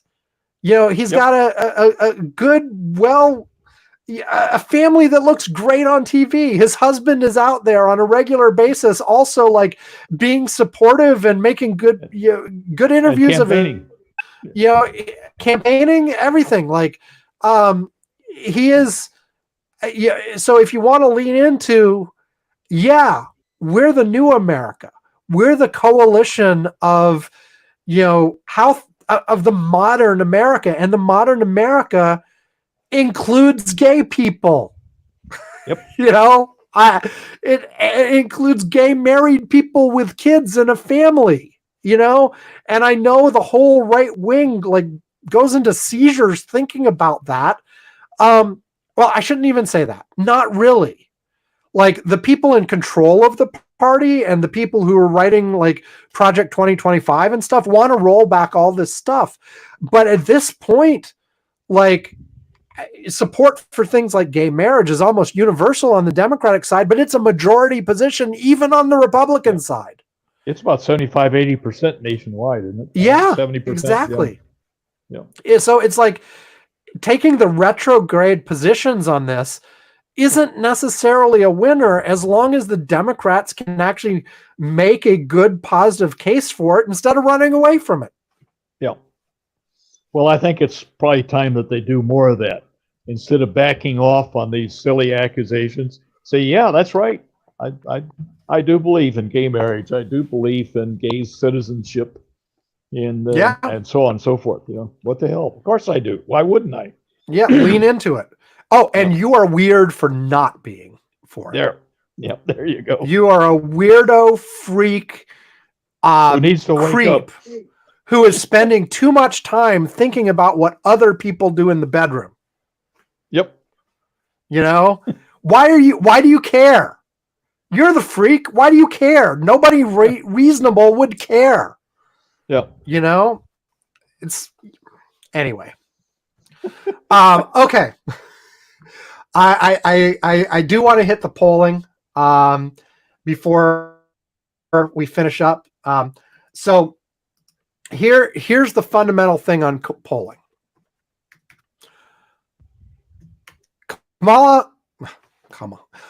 Kamala Harris is absolutely kicking ass. Like I will say once again, I said this at one point last week, but I'll say it again here. I was wrong. Like I was completely wrong on this transition thing from Biden. Now, I was worried about like some sort of battle instead of coming quickly to Harris. But I fundamentally thought even if like Harris came out, I thought, first of all, I thought there'd be a messy transition. There was no messy transition. It was like, boom, here you go. But also I thought whoever took over from Biden would start out roughly at the same place as Biden, and maybe they'd be able to better prosecute the case than Biden, but it would be a long, hard slog to sort of make up the lost ground and blah, blah, blah. We are 12 days past Biden dropping out. And Harris has taken the lead. I mean, in the national polls as well, the national polls either have her neck and neck or just barely in the lead, depending on who you look at, what aggregator, whether they count polls that have Kennedy in them or not, things like that. But basically from national polling, it's now a dead heat. Whereas, right before Biden dropped out, he was behind by several percent nationwide. Yep. Looking at all the swing states, I do election graphs, and in the end, and there were a few straggler Biden versus Trump polls that came in after he dropped out, reflecting things before he dropped out. In the end, my final averages for Biden versus Trump had the tipping point, meaning the margin in the state that would put the winner over the edge, at a 5% Trump lead in North Carolina, with Pennsylvania being even further behind. Biden was behind by 5.2% in Pennsylvania. And, meanwhile, at this point, and Harris, my averages for Harris had her start out at on that tipping point metric behind by about 2.9%. Because it wasn't quite where Biden was, but there weren't a lot of good polls in a lot of states. So I figured it would sort of move up towards where Biden was and then maybe start getting better. No, it started getting better instantly, and it started getting better fast. And there's basically been a step change in the polls. My average moved over the course of the last 12 days, but if you look at it, there's a Harris versus Trump polling before she became the actual candidate, and those had her about where Biden was. But then as soon as she became the actual candidate, instead of a hypothetical candidate, boom, she was doing much, much better. And so my averages for Michigan, Wisconsin, and Pennsylvania, which are the three key states for any victory for the Democrats, have all now moved to Harris leads, small Harris leads, very small Harris leads, 0.8 in Michigan, 0.5 in Wisconsin, 0.4 in Pennsylvania. But she's taken the lead in all three of those states. And also states that were further out that looked like they might not be in contention in a Biden scenario. Georgia, Arizona, Nevada, and North Carolina are now also all close. They all still have Trump's lead, but they all have Trump in the lead now, but they're all close now. They were not close before. And this has all happened in less than 2 weeks. Yeah. And so I was wrong. Harris is instantly doing much better than Biden. It's like, and you hear anecdotal things as well. I've heard interviews with people who are like, yeah, I voted for Donald Trump twice and I was kind of sick of him, but there's no way I could have voted for Biden, but I might vote for Harris. I think she's going to pull in a lot of the people that were in the middle. That's why I really think she's going to run very strong. The quote double hater grouping that's been talked about, it seems like that double hater group hates Trump, but it's pretty okay with Harris. Yeah. And that's all you need. That's all you need to change this. She is, by the way, I understand in the straw poll they're doing, she has already accumulated enough votes that she's got the nomination. Oh yeah. She had informally, before the real vote hit, like last week, she already had enough people who'd sort of pledged themselves to her. But the virtual roll call is what they're calling it. That started and almost immediately, as soon as they started the damn thing, she was over the top. Yeah, it's going to be unanimous. I mean, she was the only one who ended up being eligible. No one else ended up putting in their name. So not even RFK Jr. Not even RFK Jr. Not Joe Manchin. Not Williamson. I Williamson may have wanted to, but she didn't. Like, you had to get like a few hundred delegates signing their name saying they supported you, and yeah, right. So no, so yes, so she's there, and look, this whole thing, the energy behind it. I mean, we talked last week about how good her first week of fundraising was. Her second week was even better.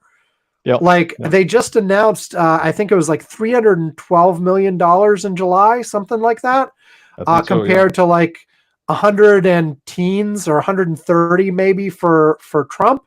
So they're raking in the money. A lot of it is from first-time donors who've never done this before. The excitement is palpable. I've heard anecdotal things as well from younger people who are in their first or second presidential elections that they're voting for, who were really completely unenthused about the Biden versus Trump choice. And maybe we're going to vote, but we're really thinking that they would just sit it out. Like, there's no way I'll vote for either of those people, who are now excited about Harris, who are posting things online with like the coconut tree meme and things like that. And there are tons of these people signing up as volunteers as well. There's just, the level of excitement is insane. If she doesn't make a bad choice on the VP that pops that excitement in some way, there's just, the enthusiasm gap is going to be huge. Like, we had the situation when it was Biden versus Trump that neither side was really enthusiastic. Now we have one side that is. And if this ends up being just a turnout election where you're not really convincing a lot of people, but it's a question of who actually bothers to vote, the enthusiastic side wins. Yeah. Now, on top of that, I think they are convincing some folks. Like I said, these double haters seem to be coming to the Harris side. And there seem to be some disillusioned Republicans who were never, ever, ever going to vote for Biden, who are at least giving Harris a serious look. Mm-hmm. And that changes everything. And I don't know, like, on electiongraphs.com, and I'm probably, I'm not going to make any promises. I was thinking of doing another Election Graphs blog post this weekend, even though I did one last weekend, just because, Harris took the lead. That's a big news thing to say. But if you compare to 2016 and 2020, she is still way, way, way behind where Biden was in 2020 and where Clinton was in 2016. And we all remember that in 2020, it ended up being super close. And in 2016, Trump won. And right now,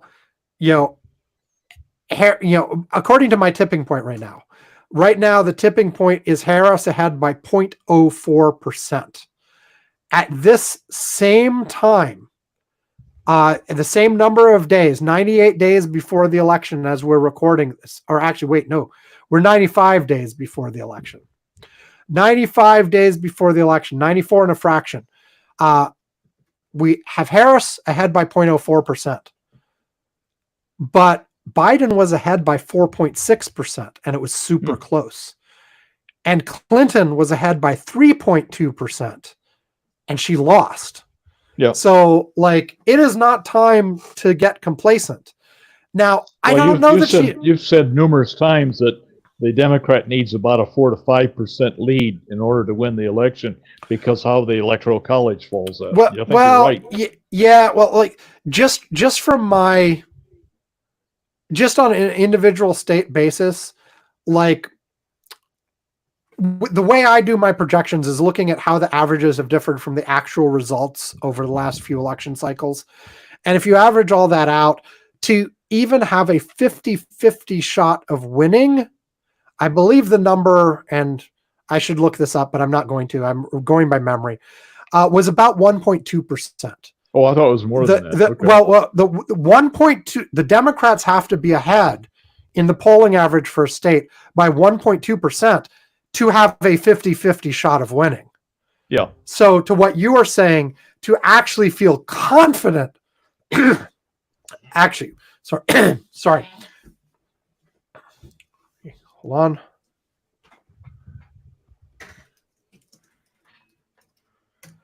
To actually feel confident of winning, they need to be ahead by even more.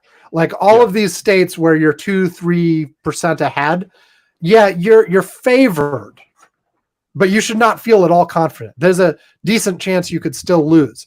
Like famously, there was one state that like Clinton was ahead by like 8-9%, and she still lost.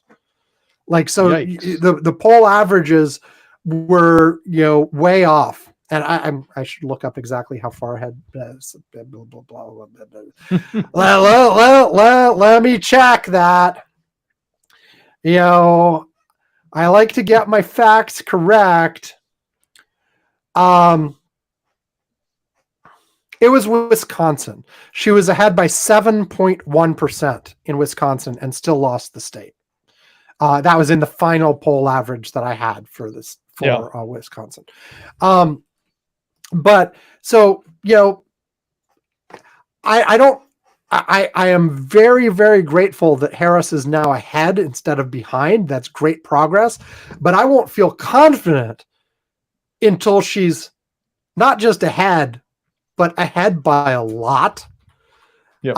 Now having said that, which we may or may not get, at the moment, I am not yet convinced that she's leveled out yet.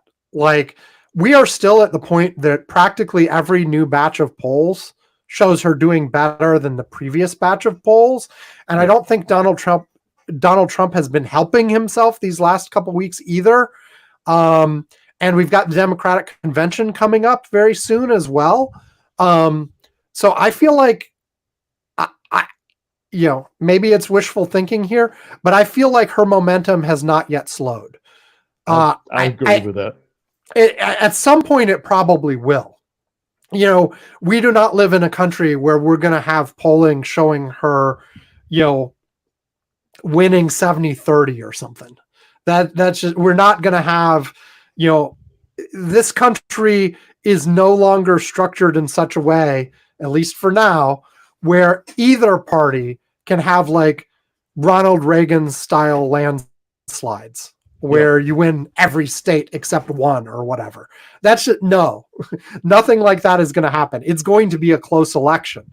But I think like, I anticipate that she will, before things level off and start just bouncing around normally, I think she's going to still improve a little bit from where she is. At some point, it will level off. Like this initial honeymoon isn't going to last all the way to the election. But I think she's still in her bounce. Who knows? I could be wrong. Could talk to you like a week from now and Trump's taking the lead again. But I feel like she's still got room to grow, where clearly Biden was struggling. And people like getting behind a winner too. And right now she looks like a winner. Yep. She's young. She's enthusiastic. She's got, it's not just her campaign. Her herself like is exuding positive energy. And that's another part of it. Like the whole Donald Trump campaign is about grievances and negativity and being upset and mad. Like, Kamala Harris seems joyful, Yeah. and positive. And, there's an appeal to that, even among the sort of grumpy middle, like, Was it Hubert Humphrey they called the Happy Warrior? I don't know. That was before my time. I know Oh. you've been up there, but I can't remember. It's been so long. I can't remember if I voted for him or not. But he was a very likable guy, and he was always happy to engage in battles. He was always a smile. No, it like mood makes a difference, and on you back to weird stuff. I mean, George W. Bush on Donald Trump's in his inauguration, when he gave his inaugural speech, George W. Bush, after it, leaned over to Hillary Clinton and said, "That was some weird shit." Yep. And the whole thing was dark and dismal and depressing, and America's a horrible place, and we need to make America great again or whatever. But the whole premise of that was America was now horrible. If you come in with the positive vision of, here are all the good things, and we want to make them even better, and you don't need to gaslight people by saying that there are no problems. I'm not suggesting that at all. There are lots of problems, and we need to make them better. But coming in with that positive, excited mood that's optimistic for the future, I mean, that's the Bill Clinton and Barack Obama formula for big Democratic victories. Yeah. Absolutely. And that's, Biden won based on you got to stop Trump message, and he managed it. But that's the other big change, is that this, like, when it was Biden versus Trump, it was all about, you have to stop Trump. There was a little bit Biden was trying to say about his accomplishments, but there wasn't a lot about Biden's positive vision or what was good about Biden. With Harris, or the good things that have Trump, happened. Yeah, with Harris versus Trump, the mood, like the vibe you get from all of this, is it's not all about she's not Trump. There is lots and lots and lots of excitement around Kamala Harris herself, and that people are excited about her. It's not just we have to stop Trump. And that it changes the mood entirely. And I think that's shown up in the polling, even in 12 days. I think you're going to get more of it. I don't know how much more you can get, but you can get more. Whereas I think that Trump has been bouncing along his ceiling. Like, Trump's not going to get more support. Like, it's a question of turning out the people who already like him, or who are already have a mild preference for him. But I think the mild preference people are the ones that are looking at Harris. Trump wasn't even trying, like with his JD Vance pick. He wasn't trying to bring in anybody who didn't already like him. No. And he makes almost no attempt at it. He's preaching to the people who already like him. And his gamble was that would be enough, because the Democrats are demoralized and they're not going to turn out for Joe Biden. Well, guess what? We're in a different world now. And we'll see. Like, in terms of my back to election graphs for just a second, I have these 4 probabilistic models. 2 of them are if the election was today, which it is not. Those were my old models. I now have my preferred models that take into account the amount of time left before the election. And then I have one that assumes, like, the polling errors are going to be completely independent in all the states. So, like, if the polling is off in Nebraska, it can be off in a completely different way in Virginia. And I guess Nebraska may not be the best example, but in the other one assumes that the errors are all very highly correlated. It actually assumes they're perfectly correlated. So if there's a polling error in one place, that you're going to have the same kind of error everywhere. Now, neither one of those two extremes are true, but I've become more and more convinced over the last couple years that the uniform swing one, where the errors are the same everywhere, is closer to true, at least in the states that matter. And the reason is, like, it's the same small group of pollsters polling over and over and over again, especially in the swing states. Some of the states that are way out there, like if somebody polls Wyoming, it might be a Wyoming only specialist who's like polling a local congressional race and polls the presidential race while they're at it at something. And they may have their own issues. But for almost all the swing states, you've got the same relatively small group of pollsters polling over and over and over again. And so if they have a methodology issue, they're going to be wrong in the same way in Wisconsin as they are in Pennsylvania. Yeah. And so, I think so. I've become convinced that the uniform swing one is probably closer to the truth. So having said that, the range between those two models for the ones that allows time for the election, I'm not even going to look at if the election was today, but the range right now is from 13.9% win for Harris in the independent states view to 43% in the uniform swing view. And I think the uniform swing view is closer to the truth. If you want to say it's not quite there, maybe put it at 40 instead. And so you're really looking right now at a 40-60 race. So it's really close to a coin toss, but with Trump slightly favored. And the reason I am still slightly favoring Trump right now is what we were talking about before. Over the last few presidential elections, the polls in the close states have tended to underestimate the Republicans by a couple percent. And right now, Harris's margin in the close states that matter is like less than 1%. Yeah. So that's why it's like, okay, if the polls are wrong in the same way they've tended to be wrong, those polls that say she's ahead like by 0.5% probably actually mean Trump's ahead by 0.5% or something. Either way, it's really close. We're close to a toss-up at this point. So I want her to continue strengthening a little bit more. But because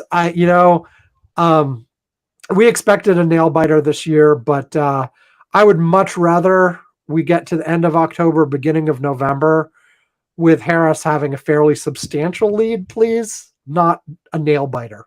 But I wouldn't be surprised if we have a nail biter. And, we've been talking on the Curmudgeon's Corner Slack a bit. Bob brought up some articles recently about how, there are a whole bunch of Republican election officials in a whole bunch of swing states who are essentially promising not to certify results, which could cause mischief. That mischief matters if it's close. If it's not close, then maybe you don't have to worry about that.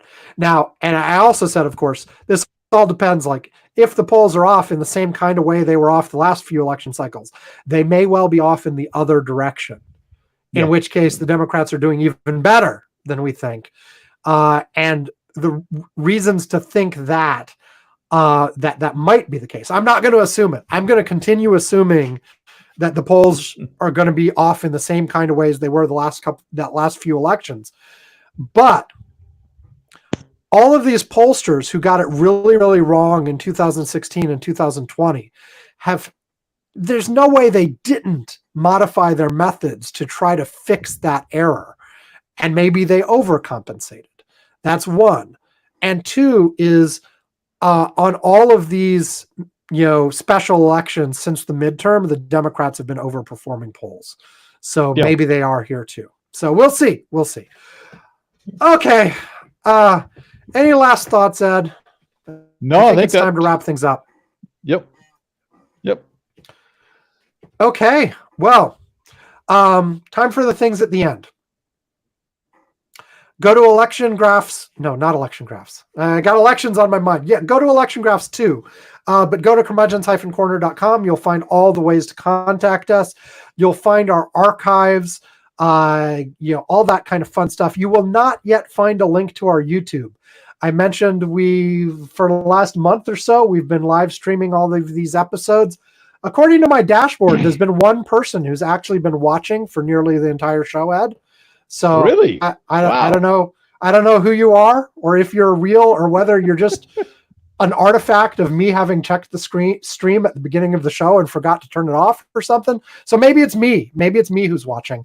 But if it's somebody else, thank you for watching the live stream. Just a second, Ed. If anybody does want to see it, youtube.com, and then you can search for Curmudgeon's Corner. But if you do that, there's like 3 Curmudgeon's Corner. You have to find the one that's actually us. Or it's youtube.com/@curmudgeons-corner, and then you'll find us, and subscribe and like click the little bell icon for notifications. Then you'll get an alert when we go live. Okay, Ed. Yes.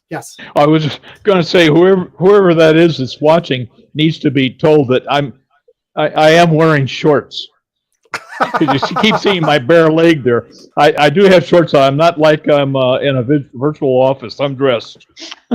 That's right. It's over 80 degrees in this room, so I'm wearing minimal clothing. And that is true. If you watch the live stream, unlike the podcast, you can actually see us while we talk. Of course, it's also like, on the podcast, I have tools that automatically eliminate ums and ahs and times where we pause and things like that. If you're watching live, of course, you get all that. So like, if you're a fan of ums and ahs, you should watch the live stream. There you go. Or long pauses where we stare at each other while we're thinking about what to say next. Any of that stuff. Anyway, speaking of long pause, I'll have one real quick.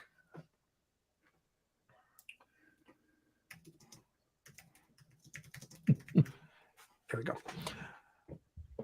And also, of course, on the site, you will find a link to our Patreon where you can donate money to the cause of this great and wonderful podcast. At various levels there, we will mention you on the show. We will ring a bell. We will send you a postcard. We will send you a mug, all that sort of fun stuff. And at $2 a month or more, or if you just ask us, we will invite you to the Curmudgeon's Corner Slack, where Yvonne, myself, Ed, and others are just hanging out through the week, sharing links, talking about the news, doing all that sort of fun stuff, having great discussions, sharing cool links, both on politics and this kind of serious news, and also on tech and fun stuff and all of that kind of thing. So it's a lot of fun. It would be the more the merrier. Please join us. And let's see. Ed, do you have something from the Slack you want to highlight, or should I find something? Oh, I was just going to point out that. Oops, I had it here. That you posted earlier this week a scientific study finding out which paper is the worst for paper cuts, and it turns out that it's the dot matrix printers. Now, I have 2 questions. Number 1, why would they study that? Number 2, who's using dot matrix printers in this day and age? They're very, very rare. Like, I think you'd have to hunt for them. I think there might be certain businesses that still use them for something. Yeah. For one reason or another, haven't updated and are on really old systems still. I don't know. But like, the last few times I've heard people talk about them, it's been as a novelty or as like, one of these aficionados of obsolete equipment or something. But now why you would study it? Well, because it's interesting, right? They tested all kinds of different kinds of paper and figured out like which thickness of paper would most effectively cut you and what angle of incidence between the paper and your flesh would most effectively cut as well. Because if the paper is too thin, it won't cut. Well, it doesn't cut well. If it's too thick, it just sort of bends and pushes on you instead of cutting. So there's this sweet spot right in the middle where well, I don't know if it was right in the middle, but there's a sweet spot somewhere in that range that cuts really well. And apparently it's the thickness that old dot matrix printer paper used to be.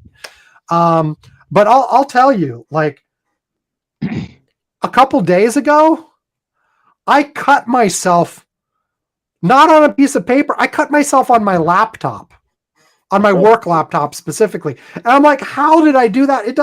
I didn't even know it had a sharp surface.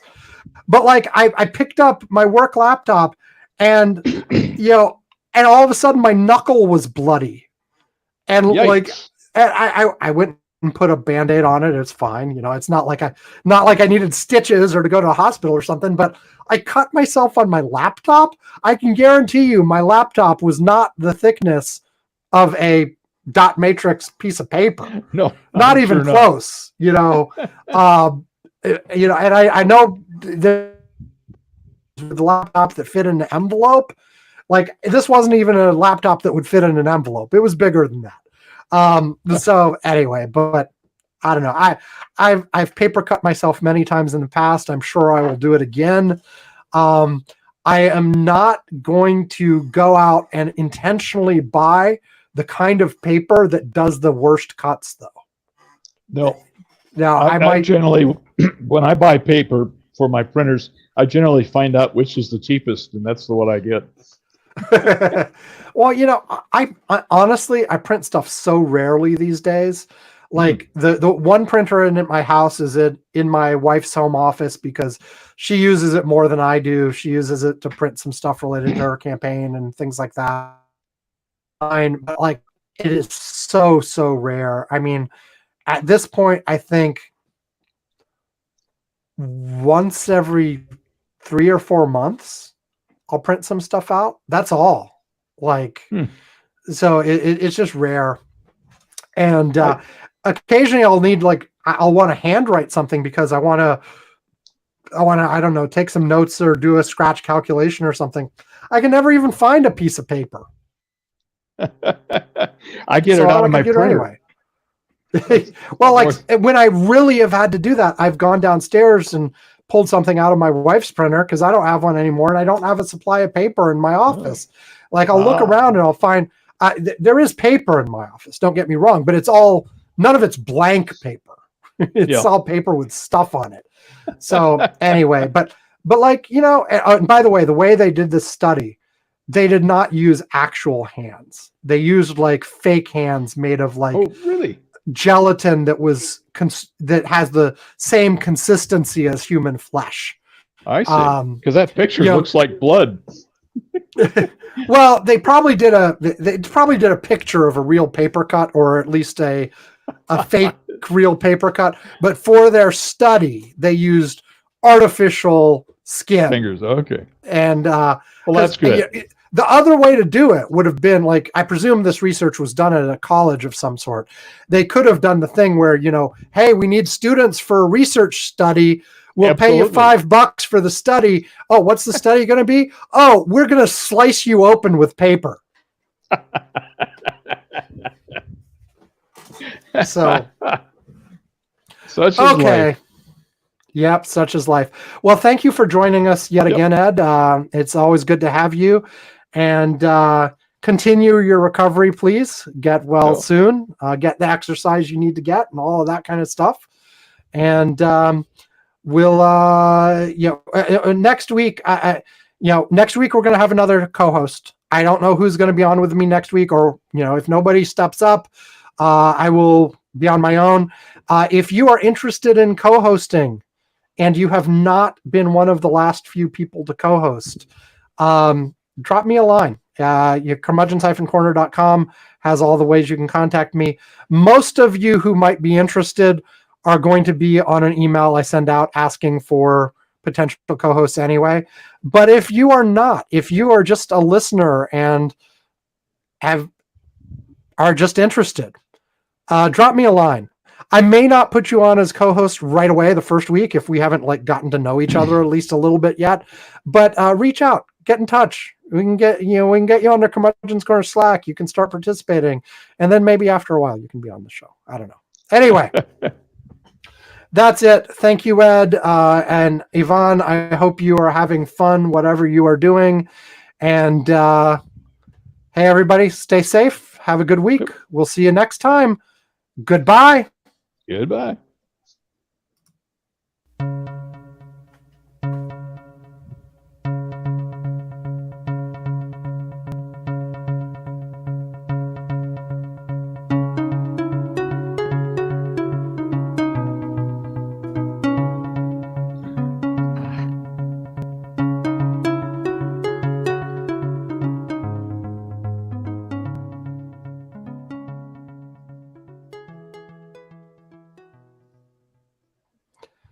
Okay, Ed, in case you don't remember from last time, I'm going to hit stop in a couple seconds. Do not close your app or do anything else until it says everything is 100% uploaded. Gotcha. Okay. Thank you again, Ed. I'm hoping I'll actually have this thing out Saturday again. I've done Saturday the last couple weeks, in part because of the new way I'm editing that's a lot faster instead of Sunday night or Monday. So this will be out soon. Okay, I'm hitting stop.